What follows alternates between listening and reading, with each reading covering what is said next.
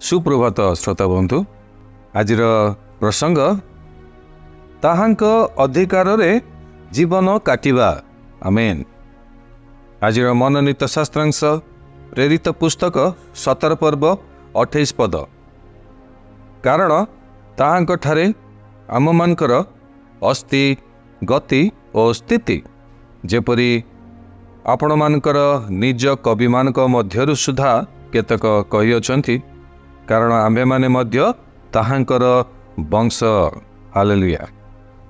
मोर प्रिय श्रोता बंधु, जीशुଙ୍କ नामरे ही बंचिबा वास्तव ख्रीष्टीय जीवन अटे। आमेन। एही वाक्य अधिक प्रेरणादायक अटे।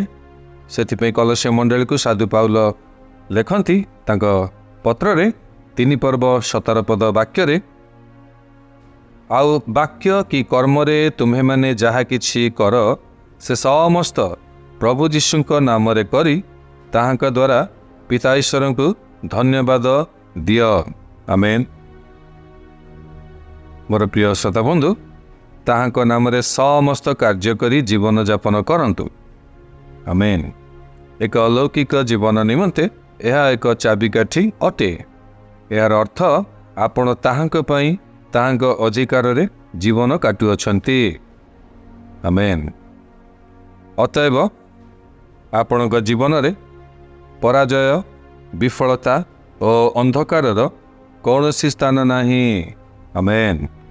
आपणक निमंते जीवन केवल महिमा अटे। कारण आपण जीशुଙ୍କ नामरे नामित होई अछंती। ताहांक नाम ताहांक अधिकार और चरित्र को दर्शाए। आमेन। पिता जीशु को जेउ नाम देले ताहा सबु नामर ऊर्ध्वरे एवं ताहांकु सबुठारु ऊर्ध्वरे स्थापन करियछंती ओ मंडलीर उपकार निमंते देई अछंती।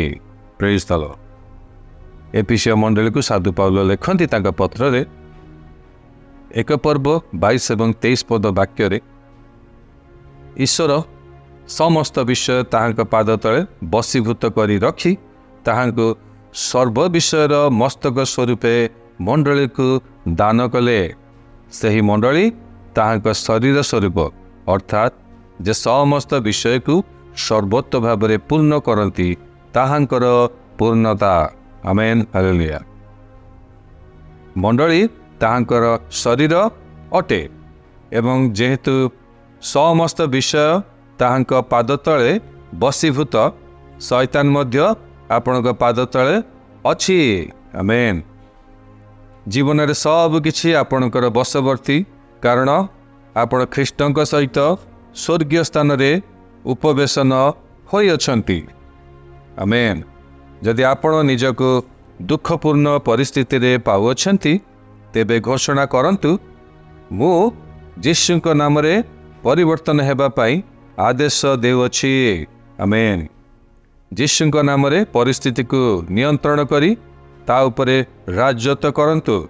जहा ईश्वरଙ୍କ नुहे आपणक पाखरे थिबा अधिकार को नहीं ताकू अग्राह्य करंतु और जहा आपणक प्रति ईश्वरक इच्छा रे स्थिर अटे ताकू अनुमोदन करंतु। आमेन। ईश्वर आपणकू आज वाक्य द्वारा विशेष भाव में आशीर्वाद करंतु। आसंतु प्रार्थनार समय मध्य को जीवा, प्रार्थना करिबा। मो पछे पछे आपण एही प्रार्थना करंतु। प्रिय पिता,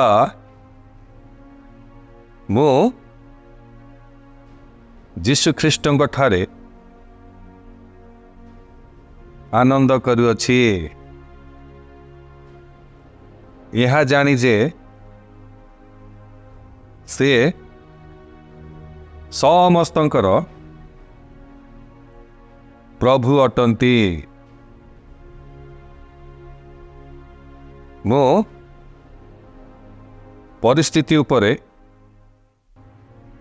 विजयी ओ प्राधान्यता देउछि। कारण मु जीशुଙ୍କ नामरे ओ ताहांक अधिकार रे जीवन काटुअछि।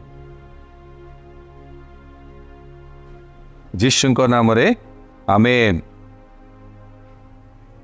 अतिरिक्त अध्ययन निमंते आपण पाठ करतु जॉन लिखित सुसमाचार 16 पर्व 23 एवं 24 पद। पुनर्बार फिलिपियो मंडली निकटकू साधु पाउलक पत्र 2 पर्व 9 पदरु 11 पद। ईश्वर आपण को आज दिन में विशेष भाव में आशीर्वाद करने सहित आज वाक्य ताहांक अधिकार रे जीवन काटिबा निमंते प्रभु आपण को साहाय्य उपकार एवं अनुग्रह प्रदान करंतु। आमेन।